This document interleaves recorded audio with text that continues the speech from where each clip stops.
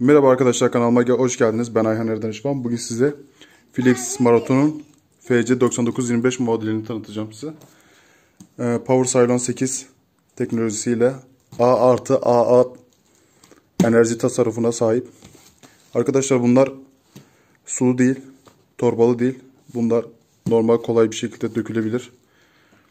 Ve kullanımı çok güzel bir elektrik süpürgesi. Şimdi bugün size açılış yapacağız. Bakalım içerisinde neler çıkacak. Tabii ben ilk kez açıyorum bunu. Daha önce içerisine de açıp bakmadım. Sadece bantlarını yırttım. Şimdi açıyoruz. Bakalım içerisinde neler varmış. Sıfır alındı bunu. Bugün Migros'tan aldık. Güzel bir indirimle aldık. Normalde her yer ayrı bir fiyata veriyor. Şu ana kadar en uygun 2500 küsura bulmuştuk. Ama bugün muhteşem cuma nedeniyle Migros'ta indirim vardı. 2200 liraya falan denk geldi. Şöyle bir kapağı var. Kapağın içerisinde açtığımız zaman burada borusu var. Poşet içerisinde. Ve kullanım kılavuzu falan var burada.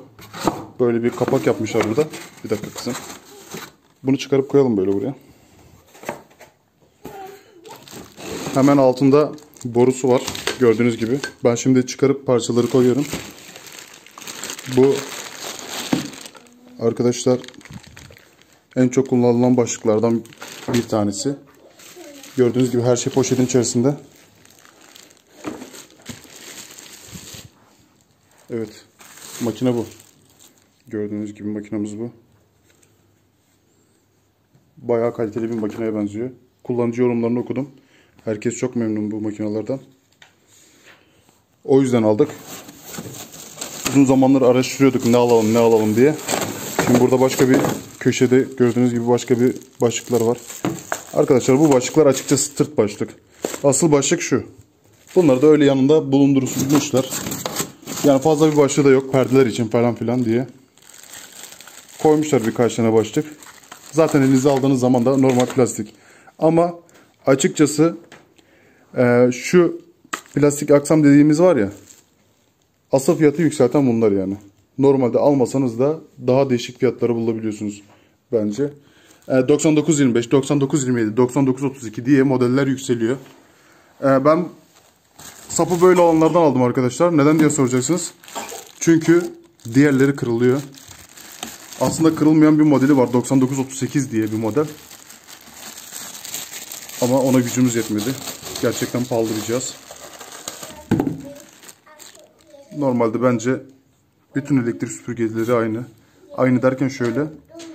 Yüksek fiyatı olanların hepsi aynıdır. Çok arasında bir fark yoktur bence. Gördüğünüz gibi borusundan açalım. Bakalım borusunu. Borusun burasında tutma yerleri falan var böyle. Ben düğme zannettim ama tutma yerleriymiş. İşte çekiyorsunuz açılıyor. Şöyle geriye doğru çektiğiniz zaman açılıyor. Kusura bakmayın tek elle yaptığım için pek yardımcı olamıyorum size. Çıkaralım, kuralım. Bir de kurulumdan sonra çekişine bakalım nasıl çekiyor. Bende daha önce Romenta'nın bir elektrik süpürgesi vardı. Ben çok memnundum. Eşim de halının üstünde kaymadığından şikayetçiydi. Aslında ben nedenini size söyleyeyim. Halıyı çok iyi tuttuğu için kaymıyordu. Yani çekişi çok güçlüydü. Şu anda 500-600 milyon civarında o elektrik süpürgesi. Öyle bir şey de alınabilirdi ama bayanlar ne derse oldu işte. Yaklaşık 1200 lira civarında bu makineyi aldık. İnşallah memnun kalırız. Daha önce Arnica Bora sulu süpürge de kullandım. Arkadaşlar sulu süpürgeyi evinde hayvan olanlar ve onun haricinde de astım alerjisi olanlar için tavsiye ederim. Çünkü sulu süpürge suyla çalıştığı için tozu suya hapsediyor. Ama bunlar ne olursa olsun kim ne kadarsa derse desin sonunda tozu bir şekilde bir filtreden çıkarıyor. Yani toz şuradaki filtreden bir şekilde çıkıyor. Tozlar öyle ufak bir şey ki ne yaparsanız yap, ne edersiniz edin bir şekilde bir yerden geçip gidiyor. Şimdi şöyle yapalım, makineyi çalıştırayım. Makineyi çalıştırdıktan sonra bir de çekim yapalım. Durduracağım. Kusura bakmayın, çalıştırdıktan sonra devam edeceğiz. Arkadaşlar şunu söylemek istiyorum. Biraz önce takarken fark ettim. Bunlar geçmeli. Şöyle ittiriyoruz yerlerine geçirmek için. Mesela şurada bir üçgen yapmışlar. Bu üçgen burada yerleri var. Buralara geliyor. Bunu da belirtmek istedim. Takım yarın öbür gün alırsanız takmak kolay olsun. Mesela şu boru, görmüş olduğunuz boruyu küçültmek için böyle ileri basıyorsunuz, ittiriyorsunuz içe doğru. Yoksa gitmez.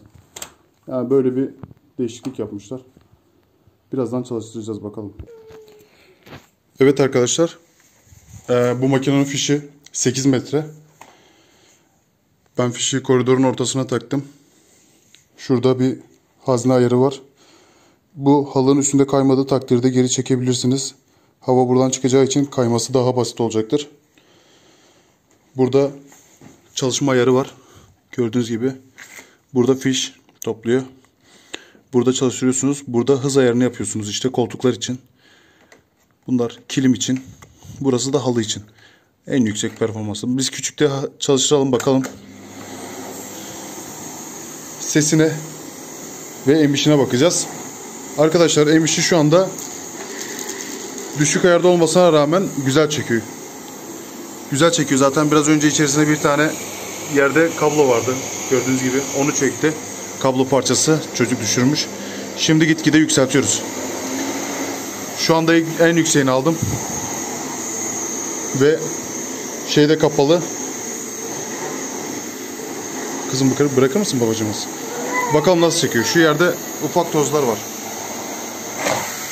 Arkadaşlar.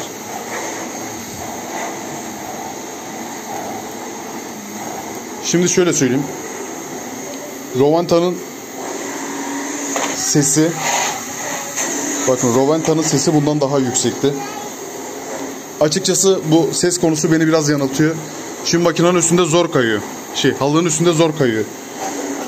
Şimdi herkes böyle halının köşesinde tutup kaldırmaya çalışıyor ama şöyle geriye çektiğiniz zaman gördüğünüz gibi Roventa kadar değil bence bu.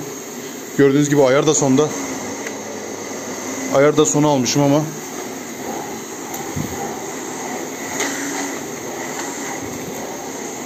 halının temizliğine bakalım. Halıyı nasıl güzel temizliyor mu? Ona da bakmak önemli. Şu anda çekimi falan iyi. Ama herhalde beni Roventa'nın dediğim gibi sesi yanıltıyor. Çünkü alışmıştım o yüksek sese. Bana yüksek emiş gibi geliyordu. Ama Ultimate de alınır. Güzel makine. Daha şu ana kadar kötü yorum görmedim bu makineden. En çok da o nedenden aldım. Beni izlediğiniz için çok teşekkür ederim. Kendinize iyi bakın. Allah'a emanet olun. Abone olup videolarımı beğenmeyi unutmayın. Hayırlı günler.